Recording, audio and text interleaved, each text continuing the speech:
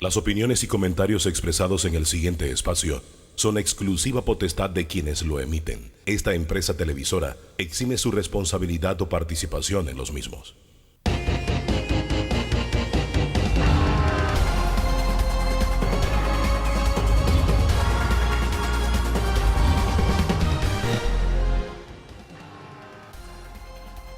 ¿Qué tal? ¿Qué tal? Buen día, bienvenido a este encuentro dominical con el análisis, con la opinión, con las entrevistas, con el debate, en compañía de don Danilo Toro. ¿Qué tal, Danilo? Buenos días, aquí, una vez más en este momento compartiendo con los televidentes. Usted sabe, Danilo, yo pertenezco a una generación de periodistas que solíamos ponerle nombre a los reportajes en televisión y también a los programas.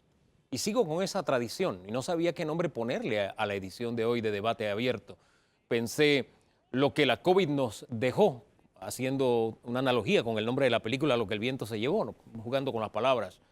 O de pronto el año en que vivimos en peligro, como aquella película ochentera también. Al final no me decanté por ningún nombre. ¿Usted qué le pondría? Yo le puse el año de los altos costos.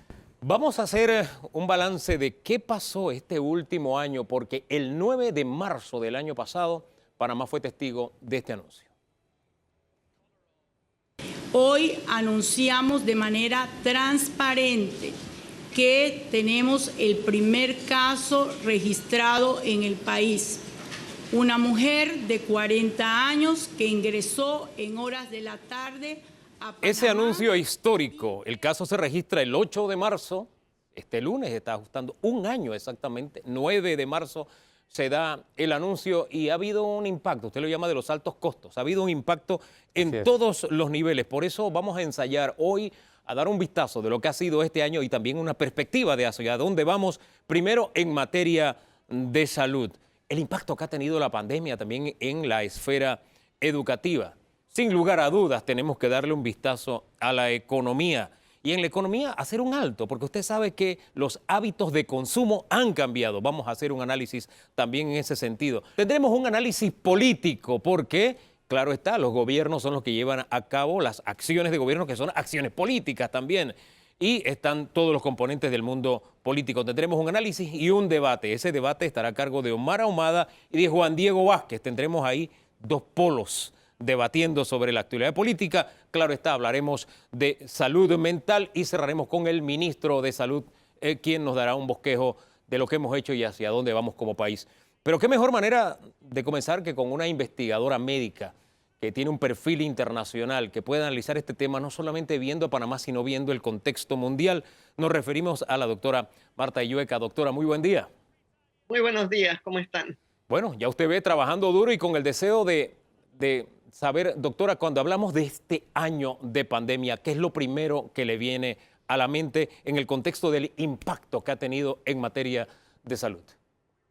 Bueno, lo primero que viene a la mente, pues como médica y como ser humano, es un profundo despertar de conciencia y despertar con la ciencia.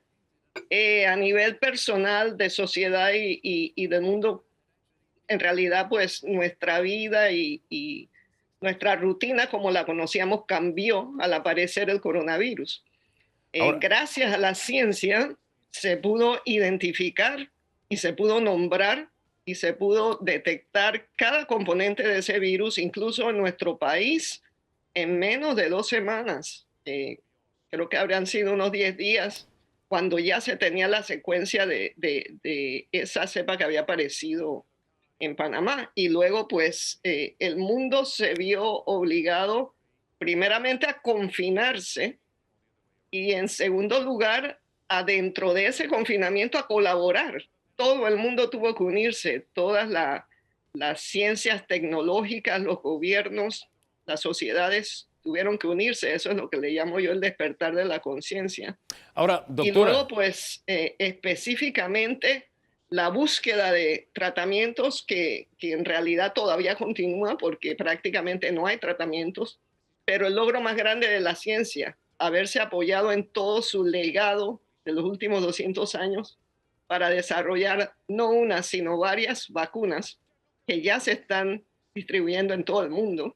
Yo quiero profundizar en ese aspecto de cómo respondió el mundo de la ciencia, pero hubo un fenómeno interesante que se dio también y fue que despertó la conciencia de la anticiencia también.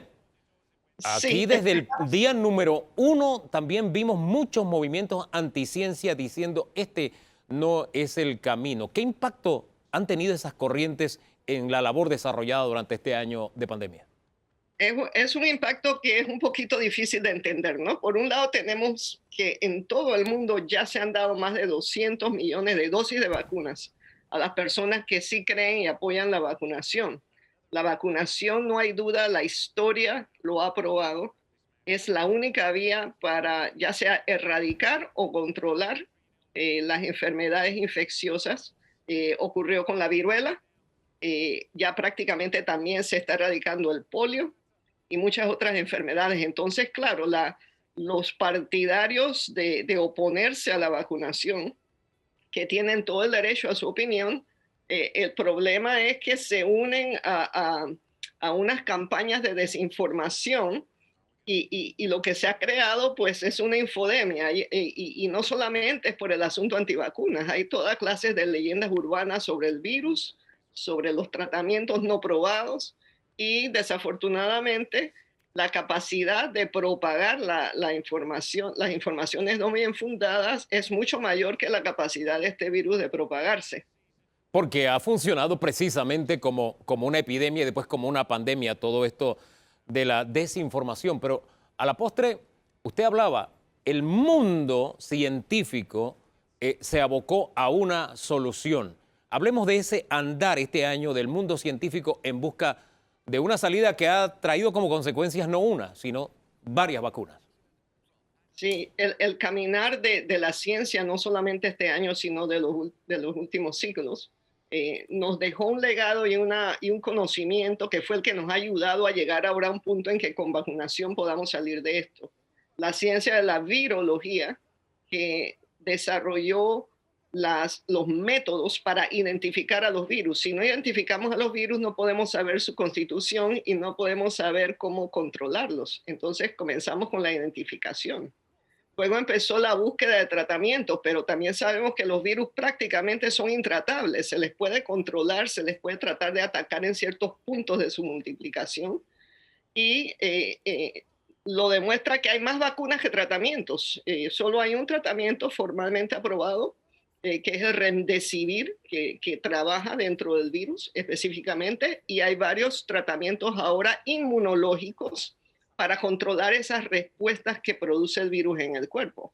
Y luego hay muchos tratamientos propuestos, pero que no han sido probados, más bien muchos de ellos han sido desaprobados. Entonces, la tecnología y la ciencia nos ha llevado a poder crear vacunas en un tiempo récord, pero apoyados en conocimientos que ya teníamos. Esa es parte también de informar bien. Ninguna de las vacunas que se están ya aprobando y distribuyendo o autorizando y distribuyendo son improvisadas. En ese Están aspecto, basadas en años y años y años de trabajo científico. en ese aspecto, ninguna de las vacunas es improvisada. La velocidad de curso de investigación para algunos fue rápida y dice, ojo, atención, cuidado, no te la pongas porque esto fue muy rápido. Y para otros, oye, esto llevaba muchos años. Para los años que se lleva estudiando este tipo de virus, de coronavirus, la respuesta fue muy lenta. ¿Dónde se ubica usted? Yo me ubico en que la respuesta fue precisamente bastante eficiente. 200 años de conocimiento sobre la ciencia de las vacunas. Comenzamos por ahí. Luego, el conocimiento de los virus, ¿verdad? De varias décadas en que ya había la tecnología para verlos, un microscopio especial, el microscopio electrónico. Y luego 2 décadas de estudiar a los coronavirus, porque este es el tercer coronavirus. Ya había habido 2 brotes que se contuvieron y al haberse contenido, no se pudo hacer vacunas, porque para hacer vacunas necesitas que el brote esté activo. Entonces ya teníamos ese legado, ciencia de vacunación, conocimiento de la familia de los coronavirus, y luego estas tecnologías como la de mensajero RNA, que se venía trabajando también desde hace 2 décadas, incluso para algunos tipos de cáncer. Entonces, cuando nos apoyamos en todo ese conocimiento y cuando unimos esfuerzos de varios laboratorios, universidades y gobiernos que apoyaron este desarrollo, tenemos este esta meta que se ha manifestado desde diciembre con las primeras aprobaciones oficiales de Estados Unidos y con el regalo, por decir así, de la ciencia, este gran regalo que ha sido las vacunas contra el coronavirus. Danilo Toro le pregunta, doctora. Buen día, doctora. Doctora, Yes. yo diría que la ciencia es humilde porque se basa en los errores. La ciencia se nutre de errores. Pero no necesariamente los científicos son humildes. O hay científicos que sean humildes, aunque la ciencia sí lo es. Y lo digo porque cuando esto comenzó, hubo voces que decían en todas partes del mundo, esto es como un resfriado. No hay que alarmarse porque esto es un resfriado pasajero. Recomendaciones, no hay que usar ninguna mascarilla. Solo un porcentaje pequeño de la población se va a afectar. Y ni hablar del debate de los medicamentos. Frente a esta cultura de la ciencia, ¿qué lecciones aprendemos? ¿De qué errores tenemos que tomar lecciones? Lo que tenemos que recordar, y esto es muy, muy importante para el público, es que la ciencia está apoyada en evidencia. Entonces, esas evidencias van creciendo, van evolucionando, ¿no? Es cierto que la mayoría de las personas que sufren coronavirus sufren cuadros leves o moderados. Entonces, ¿qué pasa? Hay un mínimo de personas, pero como es una pandemia, ese mínimo de personas es un número altísimo, altísimo. Ya llevamos millones, por ejemplo, de muertes en todo el mundo. Entonces, eso es porque hay un mínimo de personas que tienen un curso extremadamente devastador. Entonces, mientras nos conocíamos al virus, teníamos 2 instancias en que familiares de ese virus habían desaparecido, teníamos esperanza que iba a desaparecer y no desapareció. Entonces, no es que realmente sea una equivocación, yo diría que es que se está aprendiendo sobre la marcha. Y a medida que se extendió la pandemia por todo el mundo, cuando llegamos a números de más de 100 millones de casos, entonces vas a tener un número también de millones de muertes. Y cada muerte es una vida valiosa, una vida que tenía padres, que tenía hijos, que tenía hermanos, amigos. Y nosotros no queremos perder vidas debido ni a esta ni a otra enfermedad. Entonces yo lo que diría es, no es tanto equivocación como evolución de la evidencia. Y el científico de corazón sabe reconocer cuando esa evidencia va cambiando o se va afinando. Entonces, pues eso es parte de protegernos contra la desinformación. No creíamos que se necesitaban mascarillas y se fueron haciendo más y más y más estudios que cuando se vio la magnitud de la pandemia, esos estudios dijeron, no, vamos a hacer medidas de mitigación, medidas de control físico, vamos a usar mascarillas, distanciamiento. Se empezó a estudiar las distancias que llevaba el virus. Eso fue cambiando y evolucionando. Ahora, entonces a la ciencia hay que tenerle paciencia. Sí, y en situaciones como estas, con mucha más razón, porque al final ciencia también son las matemáticas y de alguna forma los números día a día sonaban a números y como usted dice, realmente eran vidas que se estaban perdiendo. Pero teniendo esa base que usted nos da como referencia, si tuviéramos que evaluar la forma en que Panamá respondió y administró esta pandemia o la ha administrado hasta este momento, ¿cuál es su evaluación? Bueno, yo reconozco que Panamá tiene científicos de primera clase y también Panamá ha tenido una trayectoria bastante admirable en cuestiones de salud pública, de epidemias y de vacunación. Por lo tanto, no es por casualidad que Panamá ha tenido desde el comienzo de la pandemia una letalidad, el número del porcentaje de muertes debido a la enfermedad bastante baja, incluso a veces hasta un poquito más baja que el resto del mundo. Eso no es por casualidad, eso es usando medidas de mitigación, haciendo trazabilidad desde temprano, siguiendo los casos, el comportamiento epidemiológico, haciendo cuarentena, aunque no nos gustara. Y apurándose, Panamá fue uno de los primeros países latinoamericanos en conseguir vacunas. Entonces, todas esas medidas que se han hecho, no todo ha sido perfecto, la comunicación no ha sido consistente se han tomado medidas tempranas con ciertos tratamientos que ya habría que actualizarlas porque esos tratamientos ya están desfavorecidos por la ciencia. Pero el cuadro total, el bajo número de muertes, no el número final, sino el porcentaje, ha sido realmente admirable y Panamá se manejó también positivamente en cuanto a las pruebas diagnósticas, nuevamente en cuanto a trazabilidad y en cuanto a hacer arreglos tempranos para conseguir las vacunas. Doctora, ese balance que nos ha dado sirve o da pie al resto del análisis que tendremos en debate abierto el día de hoy. Le agradecemos su participación. Que tenga buen día. Igualmente, gracias por la invitación. A usted por aceptarla, la doctora Marta Illueca, nuestro primer invitado hoy. Don Danilo, lo que le queda. Bueno, puso en perspectiva lo que la ciencia vale y significa para la sociedad, para el ser humano. Reconoce que la ciencia efectivamente trabaja con base a su principal cultura, a su principal planteamiento, que es la evidencia. La confiabilidad de la ciencia sobre otras formas de conocimiento es la evidencia, y que eso evoluciona, es decir, cambia en el tiempo. Ahí están las lecciones aprendidas. Tenemos que evolucionar. Tenemos que evolucionar, dice usted, don Danilo. En materia educativa hemos evolucionado o involucionado.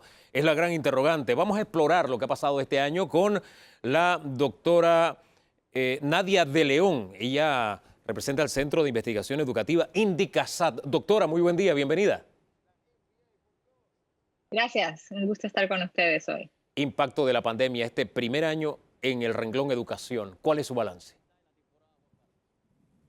Ha sido un año difícil para Panamá, para todo el mundo y para Latinoamérica particularmente.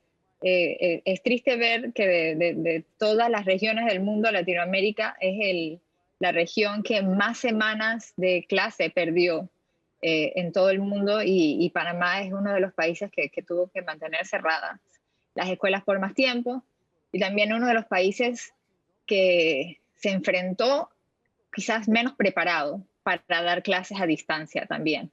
Y eso ha causado un impacto en el aprendizaje de los estudiantes bastante importante y además bastante diferente, lo cual empeora las inequidades que ya teníamos de una manera bastante seria.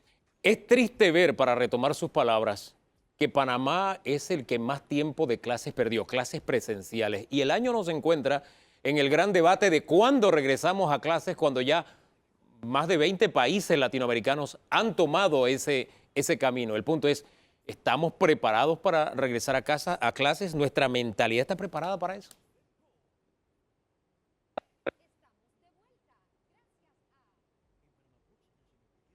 Sí, la situación muestra lo mal que estábamos antes de empezar la pandemia, y eso nos llevó a estar mal preparados para la educación a distancia. Cuando llegó la pandemia, nosotros, comparados a otros países de Latinoamérica, incluso comparados con el resto del mundo, todavía más difícil, teníamos pocas computadoras en casa para los estudiantes, bajo acceso al internet. Por ejemplo, con los datos PISA, que son datos que yo manejo porque lidero ese programa para el MEDUCA, nosotros tenemos, de los 77 países que participaron en el PISA en el 2018, Panamá estaba en el lugar 72 en el acceso al internet de los estudiantes en la casa. Y había una equidad enorme porque de las escuelas en los cuales los estudiantes tenían un promedio de índice socioeconómico más bajo, solo el 35% de los estudiantes decía que tenían internet en la casa. Y en las escuelas que tenían el índice más alto, índice socioeconómico, el 75% de los estudiantes decían que tenían internet en la casa.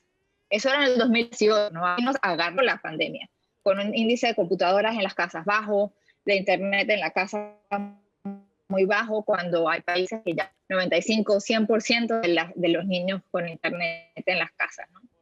Y con escuelas que no tenían plataformas a la educación en internet desde antes de la pandemia, ¿no? Entonces nos agarró mal preparados, y ahora para volver también tenemos retos, ¿no? Todavía tenemos escuelas que no tienen agua, todavía tenemos dificultades de transporte de los niños hacia la escuela, tenemos hacinamiento en aulas en muchos casos, pero también tenemos otras cosas positivas, ¿no? Tenemos áreas en las que hay pocos contagios, hay pocas situaciones de contagiamismo, tenemos áreas en las que los salones de clase son chicos, donde las escuelas son chicas, y hay comunidades en las que sí se podría abrir. Y Ahora, creo que parte de la clave va a ser responder no con una sola fórmula para todo el país, sino prestando atención como mínimo a nivel de corregimiento, o quizás incluso más chico, y respondiendo a la situación específica de cada corregimiento con una respuesta particular a esa situación. así que la Hay respuesta áreas que debe ya podrían ser... abrir y áreas Sí. que definitivamente todavía no sería prudente. repítame esa última idea, por favor. Que áreas que todavía no sería prudente abrir y hay corregimientos en los que ya podría abrirse Sí, con bien. la situación actual, ¿no? Ahora bien, teniendo esas fortalezas y esas debilidades, ese mapa de lo que ha pasado este año, nosotros ya veníamos con un arrastre en la calidad de educación. Usted hablaba del tema de las pruebas PISA. ¿Cuánto tiempo le tomará a Panamá volver a ese nivel, que no era el mejor que teníamos antes, para luego superar ese nivel de calidad de educación, conociendo esas fortalezas y esas debilidades que usted menciona?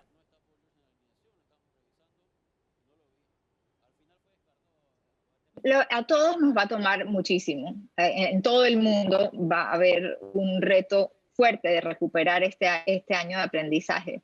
Pero a mí me gusta enfocarme un poco menos quizás en el estrés de lo académico y un poco más en la salud socioemocional de nuestros estudiantes y en todo lo que proporciona el sistema educativo para los estudiantes, que no es solamente lo académico, ¿no?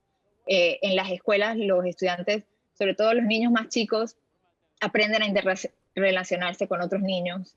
Las escuelas también terminan siendo el lugar donde los niños que sufren en las casas, lamentablemente, de temas, por ejemplo, como abuso, la escuela es el lugar donde encuentran a alguien que les da una solución, que se entera de la situación.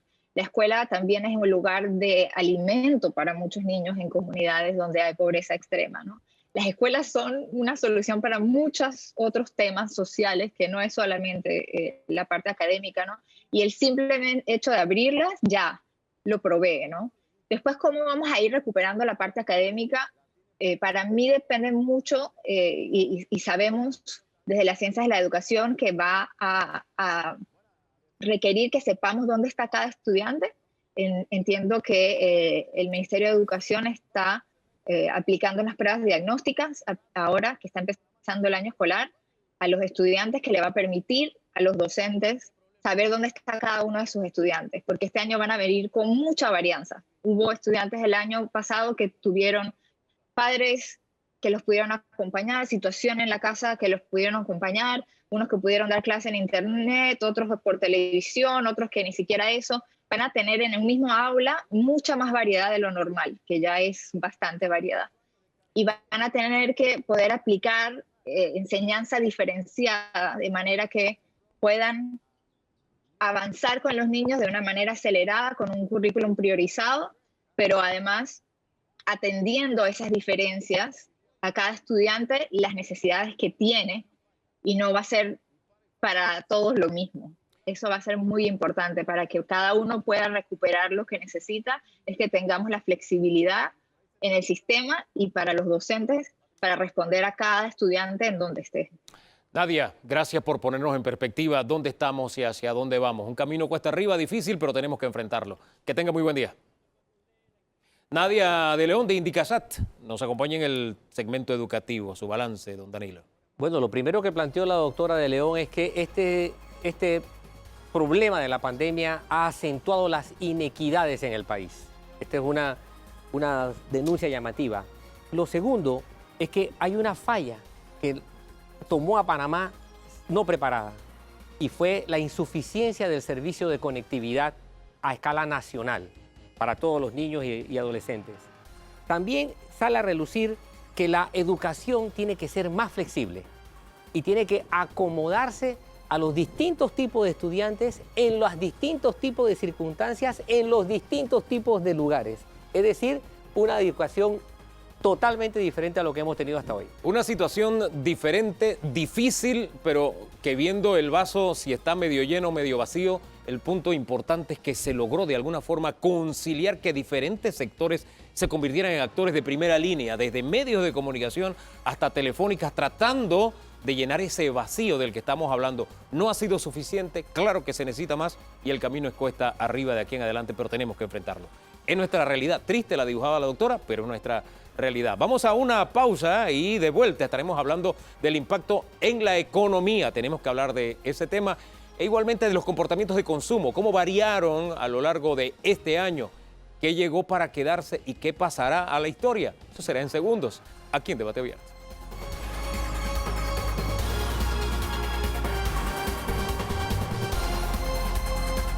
Seguimos con el análisis, el balance de este año de pandemia. Entramos en lo espeso del chicheme, por decirlo de alguna forma. La economía. Miremos las cifras.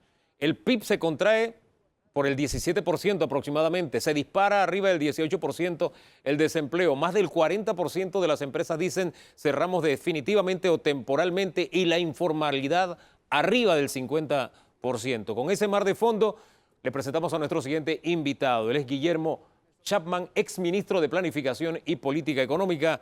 Don Guillermo, muy buen día. Buenos días, Hugo, Danilo y el público. Este panorama de cifras, ¿dónde nos ubica en este año de pandemia, don Guillermo? Bueno, este panorama es una definición típica de lo que se llama una recesión. La economía, medida por el volumen de producción del país, que es el Producto Interno Bruto, que mide lo que producimos en bienes y servicios todos los años, se contrajo, como usted dijo, casi en una quinta parte, de casi 67.000 millones en lo que estábamos en el año 2019, hemos bajado como a 53.000 millones, casi 14.000 millones de diferencia, más de 1.000 millones por mes. Esa cifra supuesta no le dice prácticamente nada a mucha gente porque es una cifra abstracta. En la práctica, eso se ha traducido a un aumento importantísimo del desempleo, la tasa más elevada de desempleo que ha registrado la historia de este país, según la información que he podido recabar, desde después de la terminación de la Segunda Guerra Mundial, cuando hubo una caída profundísima del nivel de actividad económica en Panamá. Eso es una señal muy clara del malestar económico, social, personal, familiar que esto está produciendo entre los panameños. Yo veo que el problema del crecimiento del Producto Interno Bruto técnicamente se va a resolver a partir de este año, cuando hayamos tocado fondos, que posiblemente estemos tocando fondos en este momento y empecemos a crecer a partir del próximo trimestre, el segundo trimestre que empieza en abril. Pero el problema es el arrastre del desempleo. Históricamente, las economías, después de una recesión tan profunda como esta, más profunda para nosotros que la gran recesión del 2008-2009, el desempleo se va a tomar un buen número de años en reducirse, y ese es el gran desafío que tienen los gobiernos que vamos a tener en el futuro de esta década de los años 2000. Don Guillermo, interpreto lo que me dice. ¿El tema de desempleo entonces va a trascender este gobierno o va a ir mucho más allá? Bueno, esa fue la historia después de la invasión. En el año 1990 el desempleo estaba en más del 16% del Producto Interno Bruto, dato que nos dice que era menos de lo que es ahora, a pesar del devastamiento que produjo los últimos años la dictadura con el cierre de los bancos y el devastamiento aún mayor que produjo la inflación. Para el 2001, el desempleo todavía estaba en 14%, o sea, prácticamente no se había movido y tomó un buen número hasta el año 2011-2002, hasta que estuviéramos en el nivel del 4%, que es técnicamente pleno empleo, aunque hay una gente todavía buscando empleo. Ahora bien, el gobierno está apostando en medio de todo esto a las mega obras, ya ha comenzado algunas, la línea 3 del metro, entre otras. ¿será suficiente para captar empleo? Porque todas estas cifras de las que hablamos, como usted bien y sabiamente nos decía, no se traducen en nada para el panameño medio común. Lo que el panameño medio común dice es, no tengo trabajo. ¿Será suficiente estas megaobras? ¿Qué más se puede hacer para comenzar a generar empleo? Esa es una medida en la dirección correcta. Es decir, el gobierno está bien en hacer las megaobras. Ahora, técnicamente las megaobras trabajan con una gran cantidad de equipo, tractores costosísimos, retroexcavadoras, toda clase de maquinarias que minimizan el empleo que esas obras pueden generar. De manera que eso, como le dicen, no será suficiente.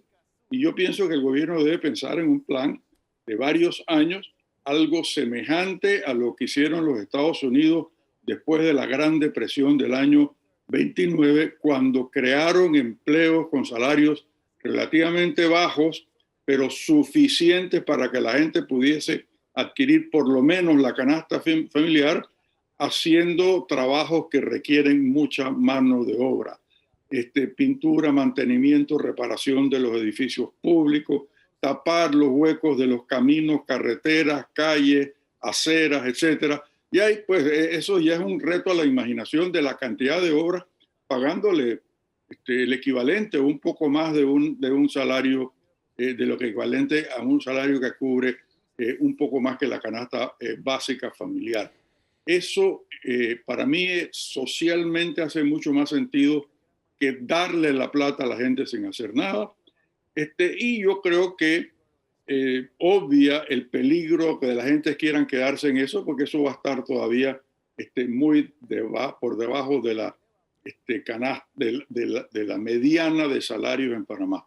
La mediana de salarios en Panamá, es decir, lo que gana un individuo que está en la mitad de los que ganan más que él y la que gana menos que él está en el orden de 700 balboas al mes. Si la remuneración fuese 300, 350 dólares al mes, en el momento que empiecen a producirse puestos de trabajo que se acerquen en salarios a la mediana, la gente va a empezar a trasladarse allá. O sea que hay que pensar en un paquete de ese tipo y una serie de incentivos al sector privado para que empleen más gente. Sea un paquete de este tipo, sea la sostenibilidad de los bonos, sea las megaobras, todo esto pasa por tener dinero para desarrollarlo. Y Panamá no es un secreto, nuestro dinero viene de empréstitos, vienen también de los impuestos y eso tiene su techo. ¿Hasta dónde podrá mantenerse esa capacidad de seguir emitiendo bonos, de adquirir más deuda y de poder seguir sobreviviendo la economía y todas estas obras y estas respuestas sin aumentar los impuestos, señor Chapman? Bueno, yo creo que nos estamos acercando al límite de la capacidad de endeudamiento del país. Tendríamos que someterlo a una prueba de resistencia, pues hacer un análisis técnico de cuánto más nos podemos endeudar, pero eso tiene sus límites. De manera que yo creo que está claro, las señales que he estado captando es que las autoridades técnicas que están en cuestiones del manejo fiscal y del manejo de la política económica están conscientes de que no se puede continuar dependiendo excesivamente del endeudamiento y que hay que recurrir a los ingresos que generan los impuestos. Ya el informe más reciente del Fondo Monetario sobre la economía panameña y la situación fiscal por razón de los préstamos de 2.700 millones de dólares y otras facilidades de crédito que el Fondo Monetario le ha dado al gobierno de Panamá, están señalando la necesidad de una reforma tributaria. Espero que no sea simplemente subir los impuestos, sino racionalizar los impuestos desde el punto de vista de que sean progresivos, o sea, que el que más gana pague una proporción más elevada a su ingreso, que sean eficientes, que no sea la maraña burocrática que se requiere navegar en Panamá para poder saldar los impuestos. De manera que el escrito está en la pared. Incluso está en la pared en las metas que el gobierno se ha puesto, ha anunciado por iniciativa propia, en cuanto al límite que pueden tener los déficits fiscales. Esos límites no se pueden alcanzar con las perspectivas que tienen los ingresos actuales, con las tarifas actuales y la composición actual de los ingresos y el nivel de gastos que tiene el gobierno. Entonces, más que una reforma tributaria, yo creo que se requiere una reforma fiscal. El gobierno debe racionalizar el gasto, suspender una serie de gastos superfluos, asignar los recursos a donde realmente se necesitan, con base en las prioridades sociales del país, y por el otro lado, la reforma tributaria que le he mencionado. Don Danilo Toro tiene interrogante para usted, don Guillermo. Buen día, don Guillermo. Don Buen día, Guillermo, Danilo. como siempre, con usted hay que escoger de un montón de posibilidades las preguntas. Le tengo dos. Dicho lo último que ha afirmado usted, ¿cuál es la prioridad entonces? ¿Que el gobierno se enfoque a producir empleos o que el gobierno se enfoque a ver cómo mejora el fisco? Esa es la primera pregunta. ¿Qué prioridad hay? ¿Dónde pondría usted la primera de esas opciones? Y la segunda, ¿cómo ve la posibilidad de que la inversión directa vea en Panamá, extranjera, la inversión directa extranjera vea en Panamá un foco potencial de atracción? Porque ese podría ser otro recurso al que hay que recurrir, pero ¿cómo lo ve usted como alternativa? Bueno, la primera yo la veo fácil, porque eso no son disyuntivas. Yo creo que se pueden hacer ambas cosas a la vez. El gobierno puede poner prioridad al tema fiscal, haciendo las reformas fiscales, es decir, presupuesto, racionalización del gasto y reforma tributaria, y con la generación de recursos adicionales, más los ahorros de gastos superfluos que le produzcan el flujo de caja necesario para mantener el programa de empleo. De manera que no es una versus la otra, sino ambas coordinadamente. ¿Y qué era la segunda pregunta? La inversión extranjera. La inversión don Guillermo. directa extranjera. ¿Cómo la ve como alternativa para el país? Yo creo que Panamá tiene hoy día una imagen muy negativa. El habernos incluido en las listas negras de la OCDE, de la GAFI, nos señalan muy mal. Estamos en una muy mala compañía internacionalmente. Es decir, la lista de los países de esa, que están en condiciones vetadas por ambas instituciones que he mencionado, GAFI y OCDE, no son los países mejor manejados del mundo, ni tienen la mejor fama de transparencia y honestidad en el manejo de sus cosas. De manera que una tarea importante es salir de las listas. Y otra tarea importante es sanear la imagen que este país tiene de falta de seguridad jurídica, que nada más que hay que ver las decisiones que hacen los tribunales panameños para preocuparse seriamente. Don Guillermo, siempre orientador, escucharle nos deja muchos temas en el tintero que de seguro van a ser tema de análisis y de discusión, de debate. Que tenga muy buen día. Gracias por su participación. Igualmente, gracias. Danilo, el tema consumo va ligado a economía. Vamos a analizar consumo, cómo ha cambiado el hábito de consumo de panameño en este último año. Y el consumo lo ponemos en perspectiva con Pedro Meilán. Don Pedro, muy buen día. Muy buenos días, Hugo. ¿Cómo estás? Muy bien, gracias por atendernos. Usted va camino al interior, pero hizo un alto para conversar con debate abierto. Los hábitos de consumo del panameño este último año, año de pandemia, han cambiado definitivamente. Cuéntenoslo usted. Por supuesto, Hugo. Sí, aquí paramos en carretera y casualmente estamos dándote esta entrevista y participando en tu distinguido programa Debate Abierto a través de un medio tecnológico, que es uno de los medios de los cuales muchos de estos bienes que para utilizar estos medios en alguna forma se han disparado su compra, porque la gente necesita comunicarse, la gente necesita en alguna forma poder hacer este tipo de comunicación, ya sea a través de la escuela, a través de las empresas, a través de cosas personales. Pero es importante dividirlo en varias formas. Al inicio de pandemia se dispararon por alguna forma todos los productos alimenticios. Entonces los productos alimenticios como conflay, arroz de primera, pan de molde, leche de cartón, huevos medianos, la pulpa negra, el puerco liso, el mismo pollo, el muslo y la pechuga, los frijoles, la papa, La soda también estaba incluida en estos productos. O sea que los productos alimenticios fue la primera prioridad del pueblo panameño. Nos sentábamos encerrados, teníamos una pandemia, el gran miedo del tema de nuestra salud. Entonces nos llevó a que saliéramos enseguida a comprar la cantidad de productos alimenticios que fueron acompañados también de los llamados bienes necesarios, Hugo.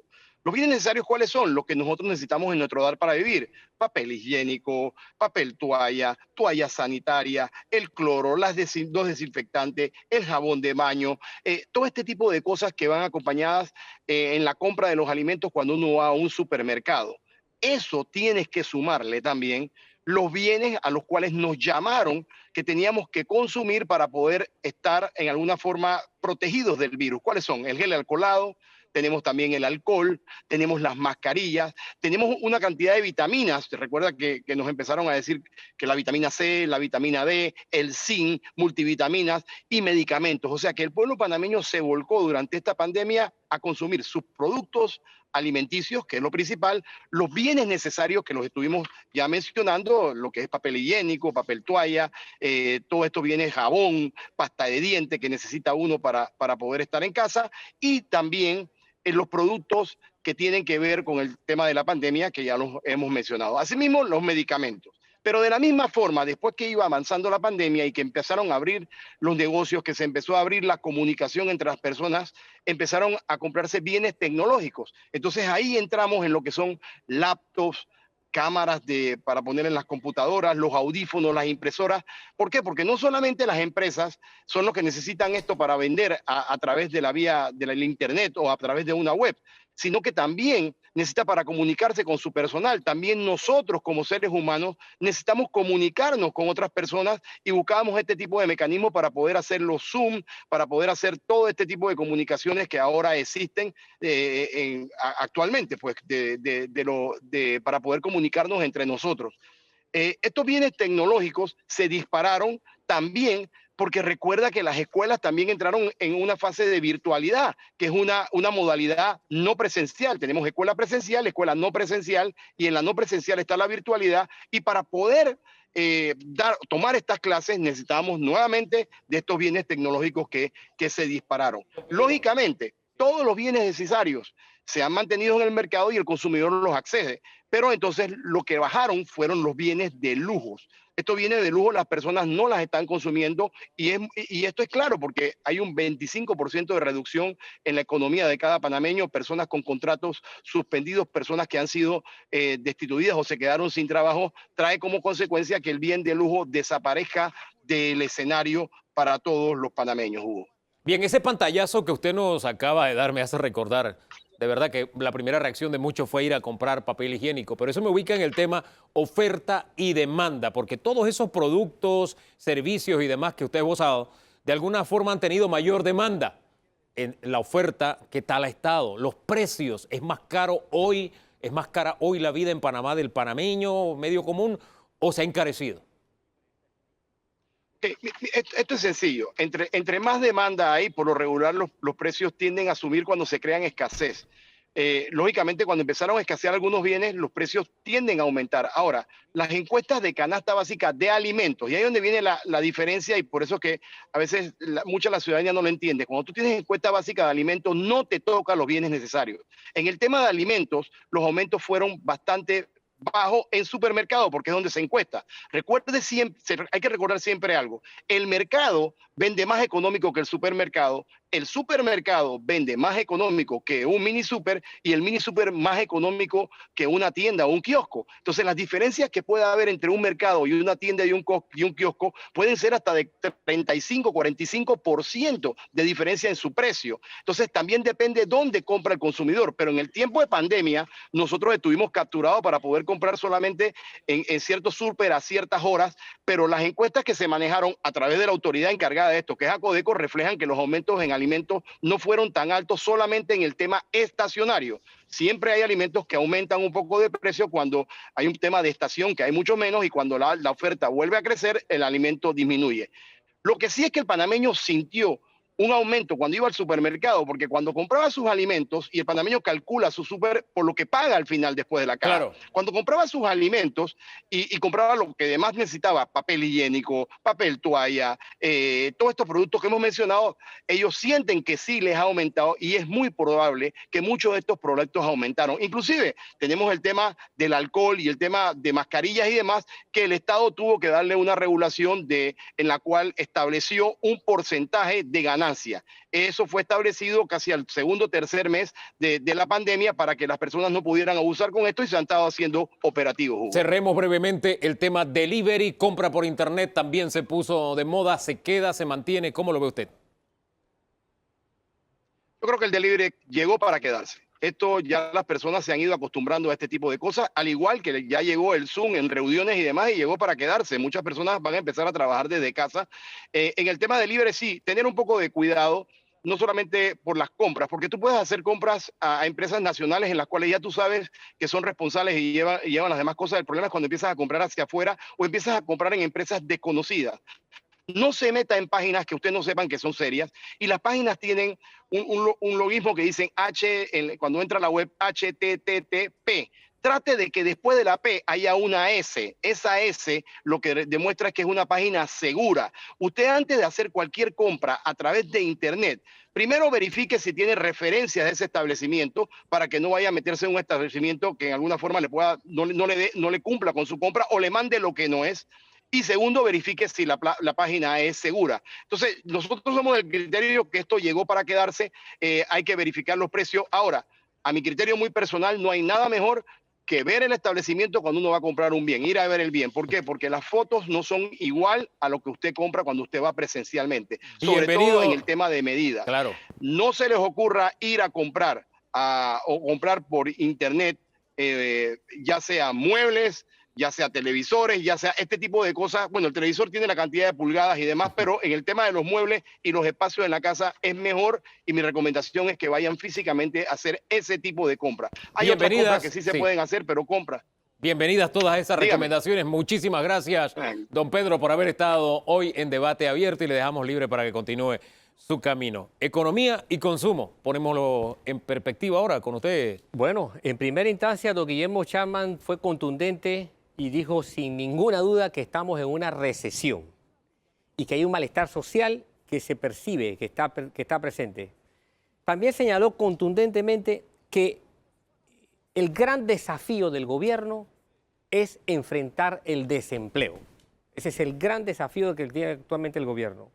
Igualmente señaló que el gobierno tiene que trabajar con un plan, pero no para este periodo, sino para varios periodos.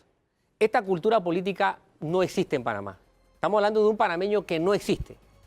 Principalmente en el mundo político, porque tiene que haber un entendimiento de todas las fuerzas para tener un plan a largo plazo. Y que el deseo de incrementar el empleo no compite o no excluye la reforma fiscal que el país necesita. Reforma fiscal, no solamente tema de impuestos, sino del tamaño de nuestra burocracia y cómo estamos gastando nuestro dinero. La mala imagen internacional se me queda ahí en el tintero. La mala imagen que tenemos frente a la necesidad de incrementar la inversión directa extranjera. Parte del tema imagen está relacionado con seguridad. ¿Cómo evolucionó o involucionó o cambió la conducta criminal durante este año de pandemia? Y entramos en el análisis político porque tenemos más adelante un debate.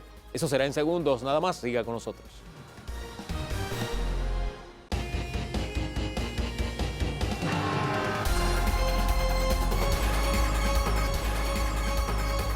Bien, en este análisis de lo que ha sido este año de pandemia, sin lugar a dudas, no podemos pasar por alto el análisis político. El ejercicio de gobierno de por sí es eso, un ejercicio político, don Danilo Toro. Así es. El ser humano es un animal político y como animal político no puede sustraerse de esa dimensión. El análisis o el debate lo tenemos con dos figuras. Por una parte nos acompaña el diputado Juan Diego Vázquez, siempre presente en el debate político, e igualmente la vocería oficial, de alguna forma representada en Omar Ahumada. Buenos días y gracias a los dos por acompañarnos.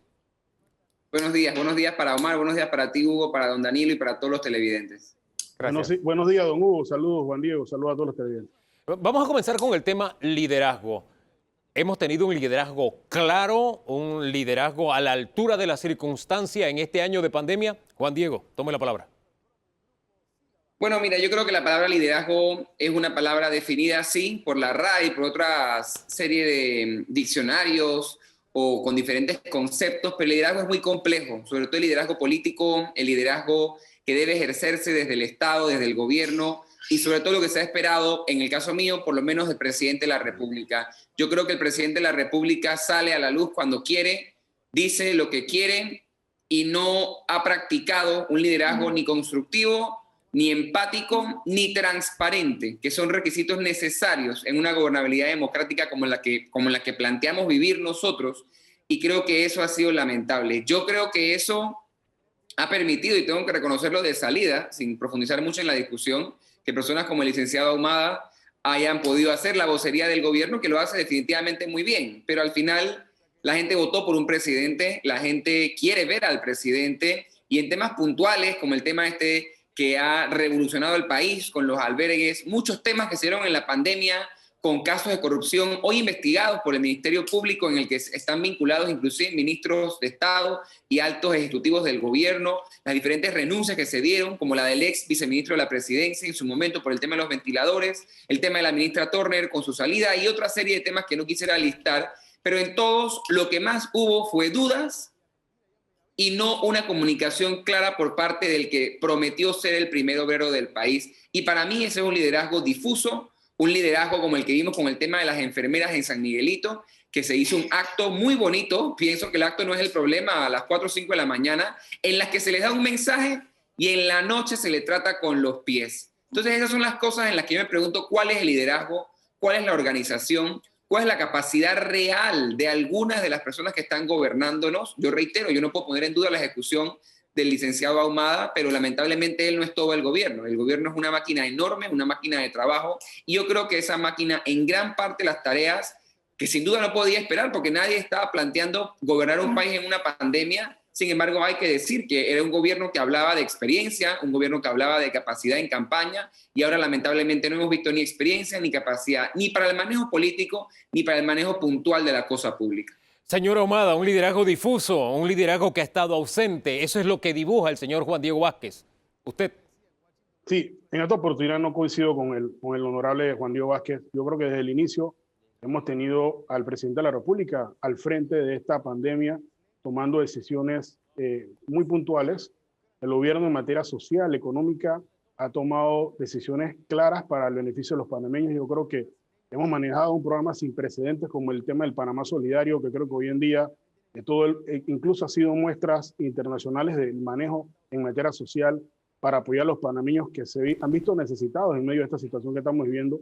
Y en materia de salud, hoy en día con el plan de vacunación que se ha manejado de manera exitosa. Yo creo que definitivamente hemos tenido en estos momentos un liderazgo del presidente Cortizo. Se ha visto cómo a través, por ejemplo, del Plan Panamá Solidario se ha apoyado a nuestros productores nacionales. Uno de los pocos rubros que ha crecido en medio de la pandemia ha sido el tema de la producción nacional a través de nuestros productores, y en gran medida se ha visto por el apoyo que hemos tenido en este tiempo de pandemia a través del Plan Panamá Solidario para los productores nacionales. Definitivamente que yo soy una persona que está convencida que el gobierno ha tomado medidas correctas para apoyar a los panameños, no solamente en materia económica y social con las moratorias aprobadas, con el tema de Panamá Solidario y con el manejo en materia de salud. Definitivamente que estamos viviendo un momento inédito y que hemos tenido que tomar medidas inéditas producto de lo que ha sucedido en el mundo entero y de la cual nuestro país no ha escapado con esta terrible pandemia que hemos tenido que enfrentar todos los panameños, y que estoy seguro que vamos a salir adelante de la mano, no solamente del gobierno,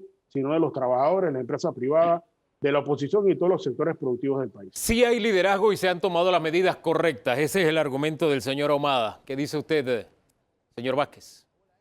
Yo creo que esto no es un tema de opiniones. Yo creo que él debe jugar su papel y creo que lo juega muy bien, y yo a la vez debo jugar el mío, que no es un papel de oposición, es un papel de balance, porque yo me siento un hombre constructivo y creo que él podrá dar fe, como los altos ejecutivos del gobierno, que yo a la hora de trabajar me remango la camisa y trabajo con quien tenga que trabajar. Pero el tema es que tampoco podemos querer tapar el sol con un dedo.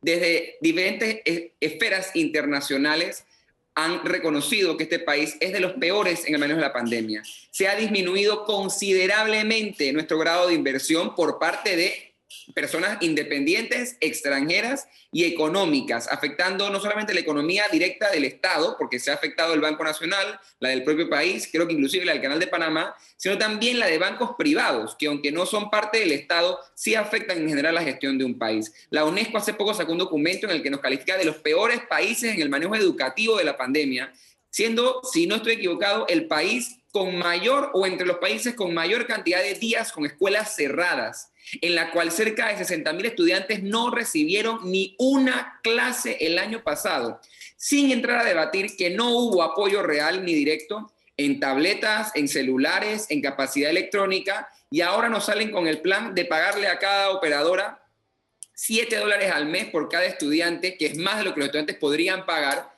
haciendo y reforzando los negocios desde el Estado para los amigos del Estado, en vez de asegurar que el Internet, que hoy llega al 50% de las escuelas, llegue a todos. Yo creo que sí, yo no he dicho que todo se ha hecho mal, yo creo que el programa de vacunación es un trabajo enorme, yo creo que ahora, gracias a Dios, con que las vacunas estén llegando y han comenzado por San Miguelito, a quien honrosamente represento, se ha hecho un buen trabajo en acompañamiento con el alcalde, con los representantes, con todas las autoridades de salud, y eso tengo que reconocerlo. Sin embargo, también hay que reconocer que este país tuvo en un momento en el primer puesto por más contagios per cápita por 100.000 habitantes en el mundo.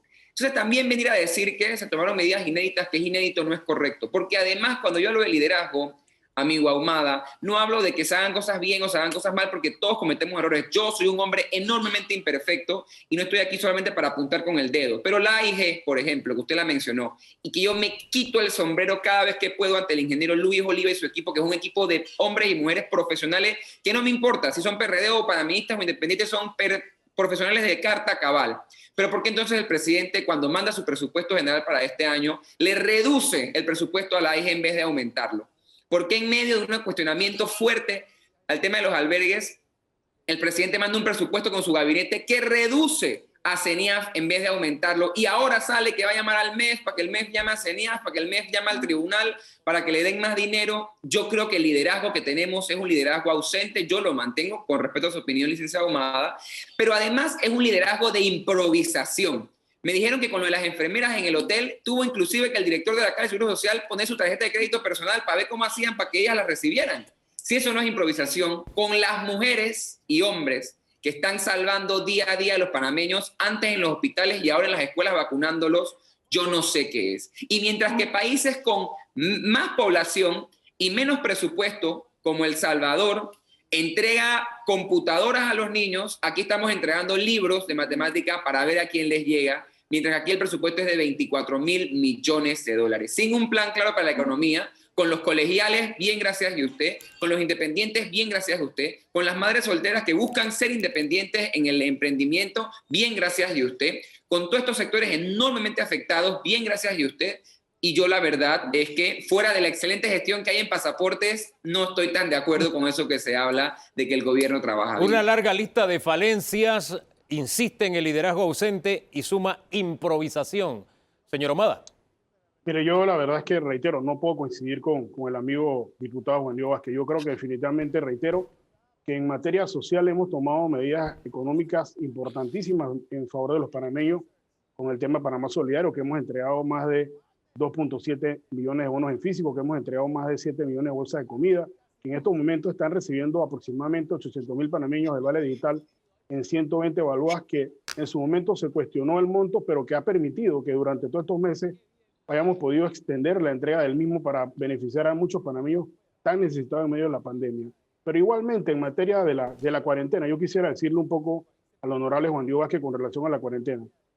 Como parte del equipo de trazabilidad en Panamá Oeste, me tocó ver cómo, a raíz de la cuarentena, que sabemos que es difícil y que en alguna medida afecta a la economía, cómo disminuimos, por ejemplo, en el caso del distrito de Arraiján, pasamos de tener casi 700 casos diarios a tener 30 y menos de eso esta semana. O sea, significa que la cuarentena en su momento ha beneficiado para contrarrestar el crecimiento de la pandemia en nuestro país, pero obviamente también para permitir que nuestro sistema de salud no colapsara.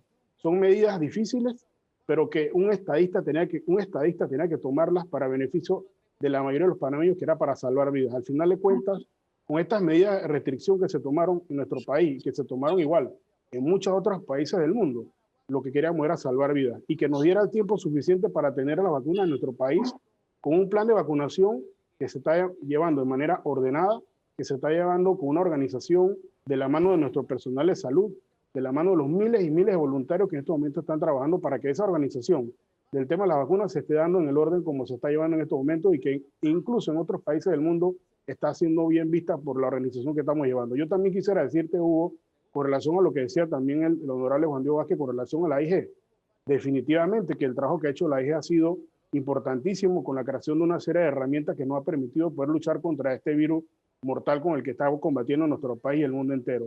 Con relación al tema del presupuesto, hombre, todas las instituciones nos ha tocado poner en nuestra parte.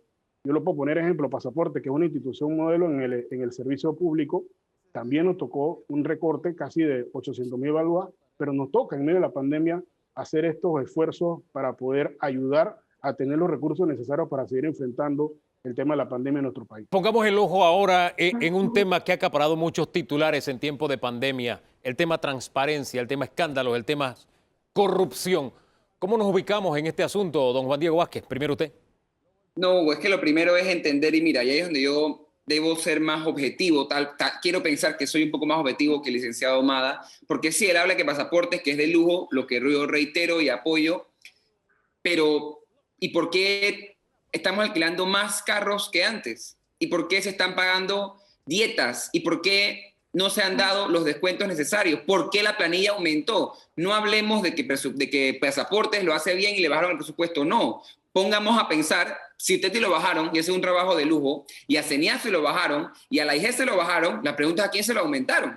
Porque ¿por qué entonces seguimos contratando gente? Entonces no querramos hacer un llamado usted de que lo que no estamos haciendo, Omar, yo le he dejado terminar, por favor me deja terminar. Yo creo que tenemos que ser serios en cuanto a cómo estamos manejando el Estado y haber aumentado el presupuesto de la manera en que se aumentó, disminuyendo casi a nada la inversión y aumentando el funcionamiento, es decir, planilla, planilla y planilla, para poder hacerle frente a pagos que yo no he entendido. Y reitero, disminuyendo en la IG, disminuyendo en el CENIAF, disminuyendo el comparativo entre el MIDES, que es la Prevención Social del Delito, y el Ministerio de Seguridad Pública. Yo la verdad es que no entiendo cuáles son las prioridades de las que usted habla, y usted habla de que un estadista tomó esa decisión. Cuando conozco a ese estadista me lo presenta, porque yo no conozco a un estadista en el Ejecutivo, lo digo con mucho respeto y con el aprecio que le tengo.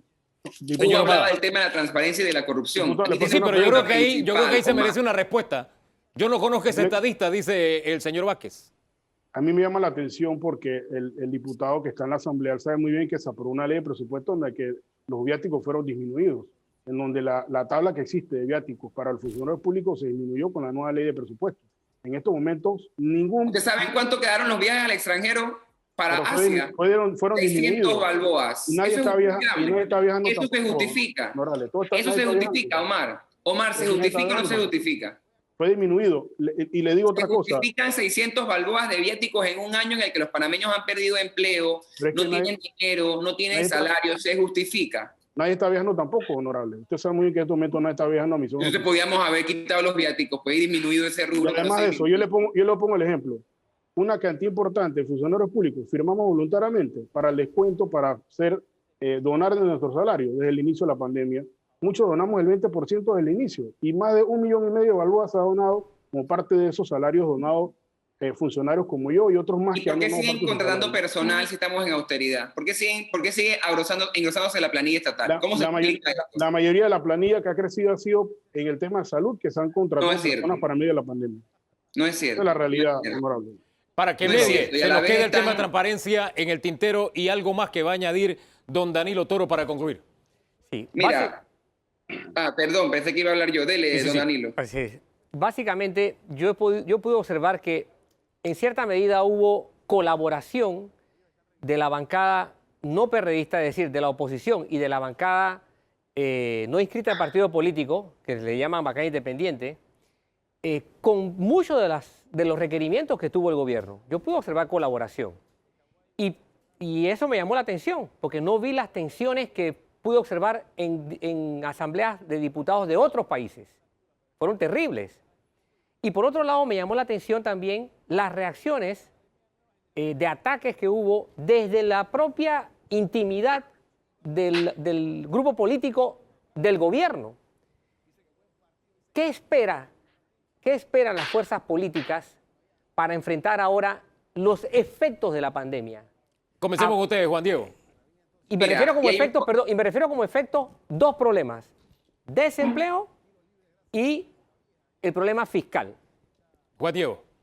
Yo te voy a decir cuál es el plan, don Danilo. No hay un plan, porque mientras estamos hablando, yo mañana lunes tengo que ir a la Asamblea a seguir discutiendo un proyecto de ley que mandó el Ejecutivo para pasar de una agencia a una autoridad nacional con más presupuesto, con más gastos, con más planilla, con más costo, para subir el funcionamiento, para supuestamente buscar inversión, pero la persona que ya lo está haciendo, que hay que hacerlo, hay que buscar inversión extranjera, claro que sí, pero no hay que cambiar de una agencia a una autoridad nacional, donde además plantean que el administrador va a ser viceministro, pero ya tenemos un viceministro de Comercio Exterior que en sus funciones por ley tiene que buscar inversión exterior, tenemos una dirección de promoción de inversión, una de promoción de exportación. Entonces yo me pregunto, estamos creando más de lo mismo, más de lo mismo, más de lo mismo. Tenemos un ministro consejero que es un cargo que no existe, pero le pagamos un buen salario, le pagamos escolta, le pagamos carro, pero él tiene que buscar la inversión extranjera y encima vamos a crear una autoridad nacional para buscar la inversión extranjera. Entonces esas son las cosas en las que yo no entiendo si el tema es hacer el esfuerzo, que reitero, creo que es importante hacerlo, o crear cargos bonitos. Pero espérate, Hugo, pero además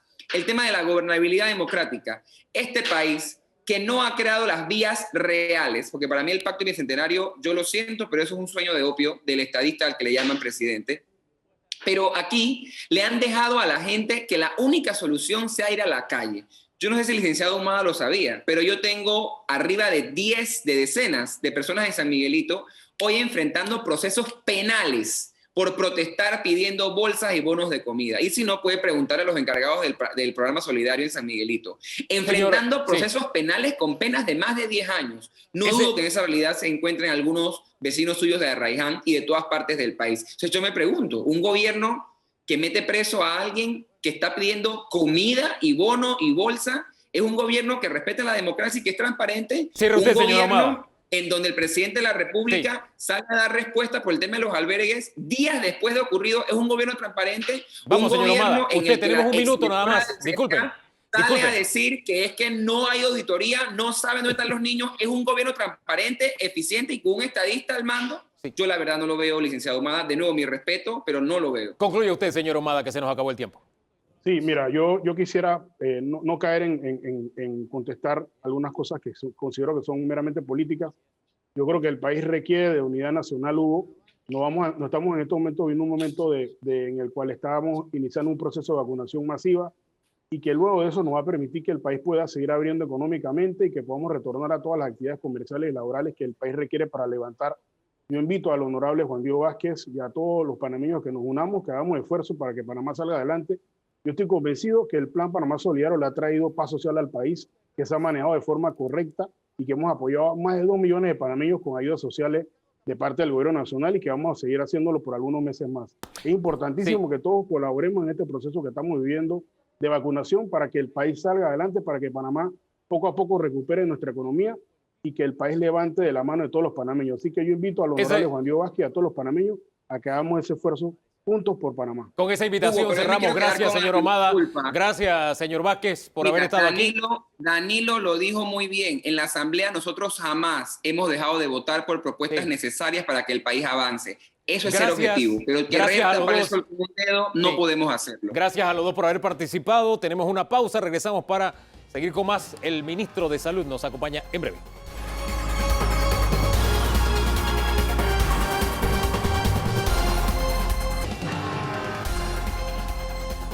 Y cerramos el debate abierto de este primer año de pandemia conversando con quien ha estado al comando del barco de la salud durante la mayor parte de la tormenta de esta pandemia. Nos referimos al ministro de Salud, Luis Francisco Sucre. Señor ministro, buen día. Muy buenos días. ¿Cómo están ustedes? Primero que todo, agradecerle a Dios la oportunidad de poder compartir y a ustedes, por supuesto, por darnos la oportunidad también de llegarles a toda esa audiencia. Señor ministro, conversábamos al principio del programa con la doctora Marta Illueca y dijo, no todo ha sido perfecto. Así que le quiero dar primero la oportunidad de que usted nos diga, estos dos han sido aciertos en nuestra estrategia combatiendo la pandemia y estos dos han sido desaciertos de parte nuestra enfrentando la pandemia. Señor ministro. Bueno, mira, yo primero quiero comenzar diciendo que es muy cierto. No todo ha sido perfecto. Yo creo que hemos ido aprendiendo en el mundo. A todos los ministros de salud nos ha sido una situación muy difícil y todavía yo creo que nos va a tocar esperar para poder hacer un análisis y un balance real de qué hicimos bien y qué hicimos mal.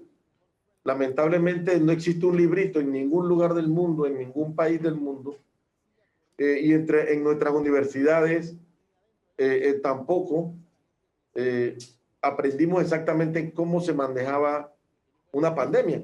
Fíjense que conversando con el doctor Mendoza, hace unos días atrás, él nos refería que inclusive de ahora en adelante se va a hablar de medicina pandémica. Entonces, fíjense cómo vamos evolucionando y vamos aprendiendo. Yo te diría, una de las cosas que sí estamos seguros que hemos hecho bien como equipo, como gobierno, ha sido el armar un plan integral para tratar la pandemia, basado en diferentes pilares, de donde se ha tratado la parte de la promoción, la trazabilidad, que fue un elemento sumamente importante que logramos reforzar y que está dando resultados todavía hoy, gracias a Dios.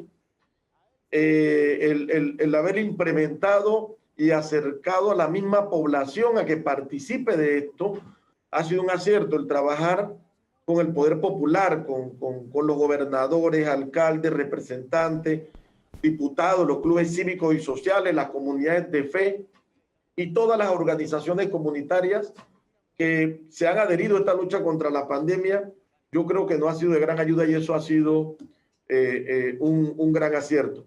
Lo otro ha sido también cómo se ha manejado el sistema de salud en cuanto a la parte de la atención de la demanda que ha habido.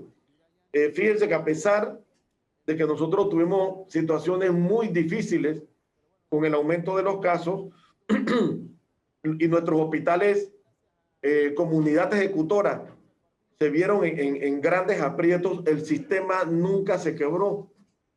El sistema siempre tuvo la capacidad de recibir los pacientes, lógicamente con un personal de salud agotado, cansado, extenuado, pero también hemos ido buscando la estrategia para resolver esos asuntos. Y recordemos, señor ministro, otras cosas, ¿no? Sí, Pero sí. por lo menos estas dos que tú me pediste que fueran dos, sí, pudiera darle un realce. claro, pero destaco esta última porque si hacemos memoria, cuando llegó la pandemia a Panamá, todavía podemos recordar las escenas que nos venían de Italia o aquí cerca de Ecuador. Había muertos que se recogían en la calle porque el sistema de salud había colapsado. Ahora, con la mente fría, entonces, recorriendo este año, ¿qué cosas hizo el Ministerio de Salud donde usted puede decir, esto no lo hicimos bien, esto no lo debimos hacer?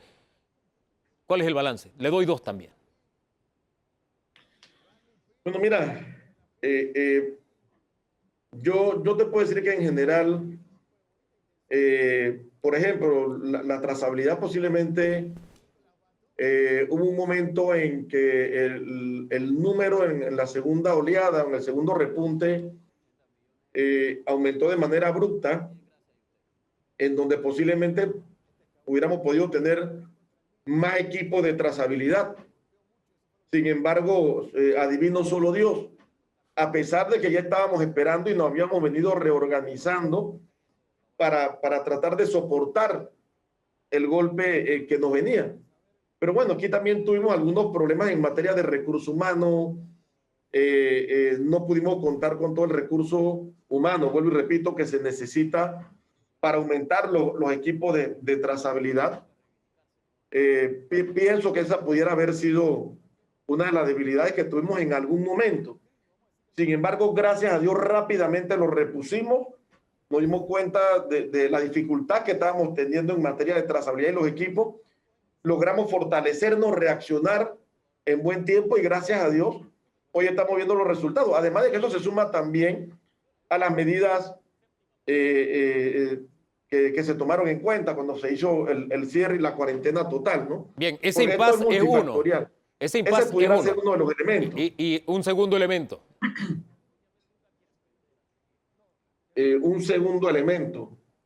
Yo Se lo creo que pongo con sobre el la tiempo mesa. Si hubo se le hace más muy difícil, elementos. yo le pongo uno sobre la mesa. Uno A de ver. los aspectos que de pronto ha sido más duramente criticado es el tema comunicación. ¿Hay algo en ese camino que usted tenga que decirle al país? Mira, la comunicación en tiempos de crisis no es fácil.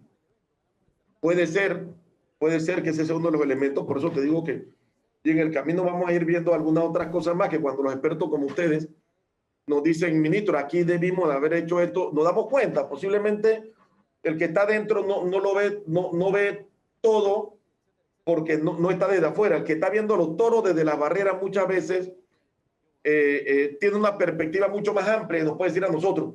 La comunicación, puede ser que sí hayamos tenido debilidades en la comunicación. De hecho, fíjate que uno de los pilares que hemos tratado de venir reforzando cada vez más para el tratamiento de la pandemia es precisamente promoción, prevención y comunicación. Claro. Que fue es el primer pilar que nosotros tenemos dentro del plan de atención a la estrategia. Y que bueno, yo creo que ningún gobierno había tenido la experiencia, ninguno había tenido la experiencia de una comunicación en una crisis tan difícil como esta, en donde el comunicar, el saber cómo no crear una crisis, sino decir lo que está pasando sin provocar un daño mucho más grave dentro de la parte psicológica Claro. de la sociedad es difícil. Porque, ¿cómo decir? O sea, uno no puede decir que las cosas están bien cuando están mal. Ahora, pero ministro, también el no saber cómo comunicarlo nos pudiera crear una crisis mayor y esto entonces repercutiría sobre la situación económica. Entonces, ese es un tema muy, muy difícil, Lugo. es un tema complejo. Es un tema complejo, es nuestra especialidad y lo reconocemos que es así. Ahora, ministro, hay una respuesta que solamente tiene usted, porque usted ha vivido momentos difíciles en estos 9 meses que ha estado al frente del timón. ¿Cuál es el momento más duro para usted? Y si le ha pasado por la mente en algún momento, ¿sabes qué? Yo voy a renunciar. Esto está muy duro. Bueno, tanto como renunciar, no. Sin embargo, cuando el presidente nos pidió por primera vez que asumiéramos la responsabilidad del ministerio, fue un momento muy difícil. Sin embargo, nosotros entendimos que teníamos un compromiso con el país como profesional, teníamos un compromiso con el equipo de gobierno y sobre todo, por supuesto, con la población, con el momento difícil que estaba viviendo nuestra población panameña y que además, si Dios había querido que me tocara a mí esa situación tan difícil, era por algo y debíamos de asumirlo. Ahora, tengo que decirte, Hugo, que durante toda la pandemia la presión ha sido muy alta. Después de agosto, septiembre, octubre y hasta noviembre, que tuvimos unos meses, por decirlo así, de menos presión, donde comenzamos a reabrir nuevamente, que sentimos que las cifras estaban bajas, que nuestros amigos y familiares estaban un poquitito más a salvo. Ahí sentimos que la presión bajó un poco, no del todo, porque teníamos la necesidad de reorganizarnos rápidamente, de ver cómo hacíamos que el país avanzara al mismo tiempo, de mantener la salud de la población panameña. Entonces imagínate cuando ya sabíamos que íbamos a enfrentar un segundo repunte y las cifras fueron aumentando de manera tan abrupta, el solo hecho de pensar que teníamos que tomar decisiones rígidas para el país, ya de hecho era muy tenso, no solamente para mí, sino para todo el equipo de gobierno. Era una situación muy difícil y después posteriormente el buscar la manera rápida de que el país lograra nuevamente un control de la cantidad de casos, de evitar que se nos subieran subiendo los pacientes en los hospitales, de reaccionar y tener las instalaciones adecuadas, los medicamentos adecuados. Claro. Pero bueno, yo creo que el doblar rodillas y el entender que allá arriba hay un Dios que nos acompaña, ¿verdad? Es lo más importante. Yo creo que eso ha sido elemental, porque tanto el señor presidente, y me atrevo a comentarlo aquí, como mi persona, en muchas de las conversaciones nuestras, siempre hemos estado claros en que hemos estado acompañados por Dios, por el Todopoderoso, y que gracias a eso Panamá también ha logrado mantener un control bastante importante, no del todo, pero bastante importante en la pandemia. Ahora, doctor, yo dibujo en medio del año un momento en que usted se dirigió al país y que dijo, estoy solo, tengo las mamparas a los lados, he cumplido con todas las medidas de bioseguridad y se quitó la máscara. Era un momento de quiebre porque las cifras no eran buenas. Yo pensé que usted me iba a ubicar en ese momento difícil, porque era como quien dice, lean en mí, y se veía un hombre cansado, se veía un hombre en ese momento, ¿por qué no?, con un grado de frustración, con un grado de cómo les hago entender. Y estoy interpretando, y me quiero adentrar en la parte humana, porque no ha sido un año fácil tampoco para usted.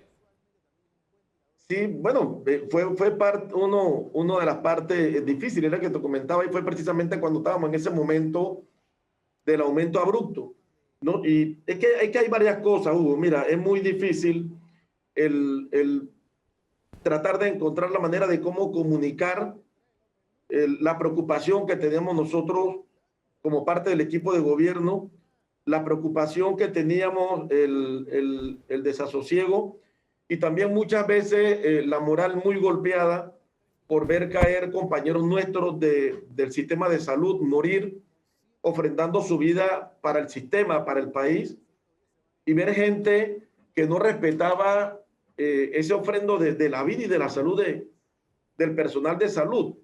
El sentir a mis compañeros y amigos cansados, el seguir dando la milla extra, el estar nosotros buscando la manera de hacer que nos entendieran y que nos ayudaran, pero siempre había un grupo que nos hacía difícil las cosas, la desesperación por ver fallecidos, la desesperación por buscar la manera y la respuesta de qué más teníamos que hacer para poder que las cosas caminaran bien. No posiblemente claro, de perfecto, pero que sí caminaran bien, nos llevó en un momento determinado a decir, hombre, posiblemente la mascarilla estará interfiriendo en mi comunicación directa con la población, y sentimos la necesidad en ese momento de como cuando uno habla con un amigo a solas, claro, el decir, hombre, ven acá, quitemos todo lo que puede ser barrera del medio entre yo y la gente que yo quiero,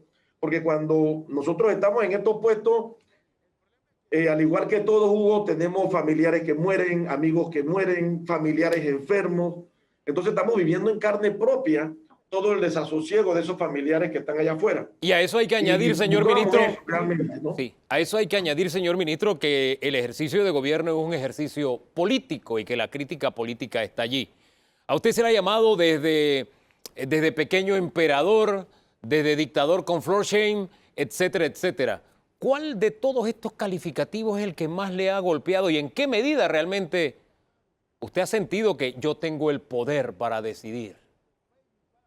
No, mira, primero que todo, hasta cierto punto todos nos han golpeado. Nosotros entendemos que cuando asumimos estas responsabilidades tenemos que escuchar, sobre todo críticas. Y el problema no es opiniones, porque va a haber 4 millones y pico de opiniones en el país diferentes a la mía. Y por supuesto que todos estos calificativos nos duelen, nos llegan, porque al final uno está tratando de hacer lo mejor por el país. Y siempre hay gente que, así como la pandemia ha sacado muchas cosas buenas de mucha gente, también hemos visto gente mala, perversa, con mala intención, buscando siempre dañar, y lamentablemente intentan dañar. Nosotros vemos así, a los que estamos tratando de trabajar por el país, pero también estamos claros que no nos vamos a distraer con este tipo de cosas, porque si al final uno se pone a escuchar las ofensas que le hacen algunos, que yo creo que su mentalidad posible. Yo creo que tú das de lo que tienes y tú reflejas lo que tú eres. Entonces, lo peor que uno puede hacer en estos momentos es distraerse poniendo la atención a esta gente. Hay que escuchar, que no es lo mismo. Nosotros escuchamos, tenemos un equipo escuchando cuáles son las diferentes opiniones. Y la otra pregunta, Hugo, yo te puedo decir que la verdad, nosotros nunca hemos pensado que yo tengo el poder, muy por el contrario. El ser ministro en estos momentos nos hace entender que mientras más arriba tú llegues, más humilde debes de ser. Y ninguna decisión la toma el ministro. Ninguna decisión la toma el ministro. Señor ministro, usted habló de los toros. Las tomamos en equipo. Usted habla de escuchar. Y te explico rapidito. Sí, dígame. Las opiniones primero salen de un grupo de Ministerio de Salud, Epidemiología y Salud Pública. Se reúnen conmigo el jefe de Epidemiología y la jefa de Salud Pública. Hablamos sobre las cifras, y eso lo hacemos casi todos los días. 2 o 3 días a la semana lo estamos haciendo. Vamos analizando las cifras. Ellos me proponen, conversan con sus equipos. Inclusive hay una mesa de inteligencia sanitaria, claro, de donde también salen propuestas y salen opiniones. Eso llega a mi persona. Nosotros lo evaluamos, lo analizamos y se discute también un grupo interinstitucional que está constituido por varias personas de diferentes instituciones. Y te puedo decir, Ministerio de Comercio e Industria, el MEF, inclusive hay representación de algunos gremios, el Ministerio de Salud, y así te pudiera ir diciendo otras instituciones. Después de allí pasa todavía el Consejo Consultivo. Hay un Consejo Consultivo en la cual ya al final hace un filtro y después de ahí nosotros se lo pasamos al presidente para que el presidente en un centro de operaciones nacional de salud pone el tema sobre la mesa y se toma la decisión. Y se toma la decisión. Ahora, el ministro de Salud nunca ha tomado una decisión por él solo. Ahora, ministro, usted decía, hemos tenido que escuchar y hablaba de los toros desde la barrera, los que veían los toros desde la barrera. Yo le tengo un toro que está en la barrera viendo todo y que quiere que usted lo escuche. Don Danilo. Bueno, señor ministro, el ministro sabe que yo he estado más cerca de estos asuntos y no he estado tan en la barrera. A ver. Pero sí quisiera hacerle 2 preguntas muy relacionadas entre sí, estas 2 preguntas, ministro. En primera instancia, tengo la impresión, o no quiero decir que tengo la impresión, a mi criterio, el Ministerio de Salud durante varias administraciones pecó de irse concentrando en el aspecto hospitalario. Las políticas de salud se fueron encapsulando, se fueron hospitalizando ellas mismas.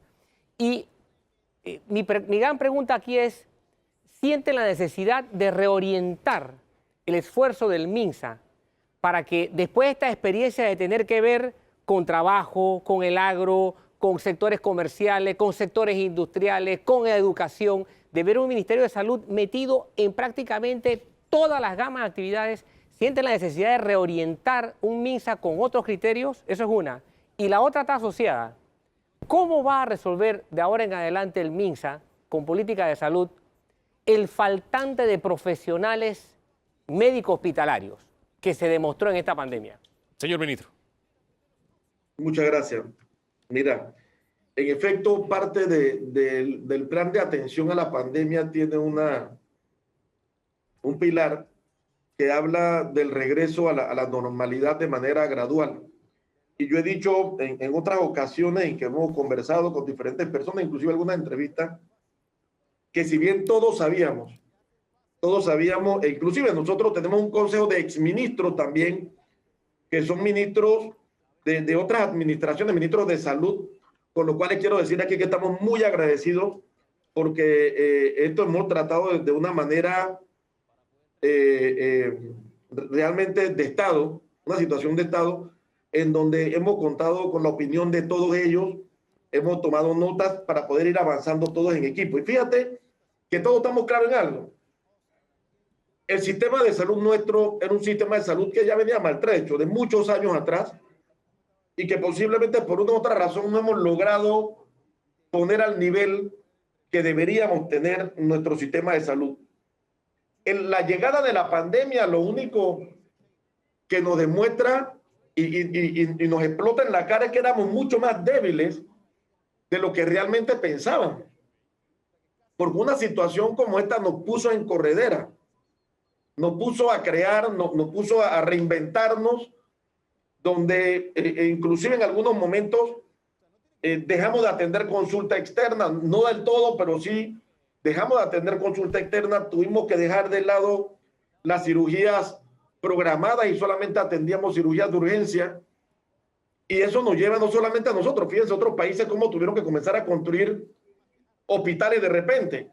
Nosotros estamos ya reorganizando nuestra consulta externa, estamos reforzando todo lo que es la red primaria de atención, por lo menos estamos viendo cómo se va a redistribuir ese recurso humano y en el regreso a la atención de las enfermedades crónicas, que realmente también es otra pandemia que hay en estos momentos y que también estamos haciéndole frente, ¿cómo lo vamos a atender?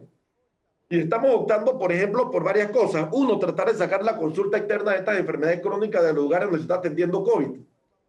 Dos, disminuir la cantidad de veces que tenga que venir el paciente a una instalación, porque en el sistema actual, el paciente primero tiene que venir a sacar cita. Sí. Después tiene que venir el día que lo va a atender el médico y entra en una aglomeración. De ahí el médico le da una receta y exámenes. Ese paciente se tiene que ir a formar la fila para que le den cita para los exámenes y para meter su receta. Y después él tiene que venir otro día más, una quinta vez, a hacerse las muestras de los exámenes, a sacarse la sangre y a traer sus muestras para que esté lista para el día de que lo va a ver el médico. Tenemos que reinventar el sistema entonces, señor ministro, para ir aterrizando, por favor. ¿Qué es lo que se impone? Sí, estamos apelando a lo que es la telemedicina, estamos apelando a lo que es la atención por videollamadas, donde ya el paciente no tiene que venir directamente a todas las instalaciones cada vez para hacer una cosa. Inclusive estamos haciendo receta electrónica. Estamos buscando la manera de reforzar no solamente nuestras instalaciones, sino también el recurso humano y utilizando la tecnología para facilitar la atención en la red primaria de atención. Esta es una de las estrategias. Lo otro, por supuesto, está basado ya en cómo reorganizar nuestro sistema, no solamente de red primaria, sino también nuestro sistema hospitalario. Claro. Señor ministro, gracias por acompañarnos esta mañana, un poco el vistazo de este año y mirando hacia el futuro, lo que nos queda como reto. Usted desde la región de Azuero nos atendió, está en plena faena este fin de semana. Gracias por ese detalle. Gracias por ese detalle. Hasta luego. El ministro de Salud, con él cerramos el programa de hoy, este recorrido por diferentes áreas. Don Danilo.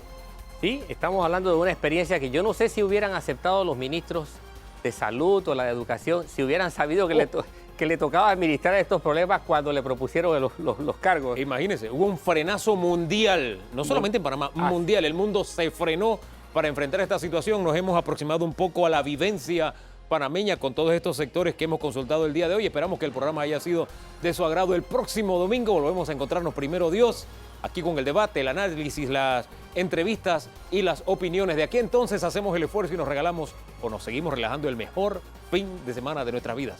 ¿Le parece? Bendiciones.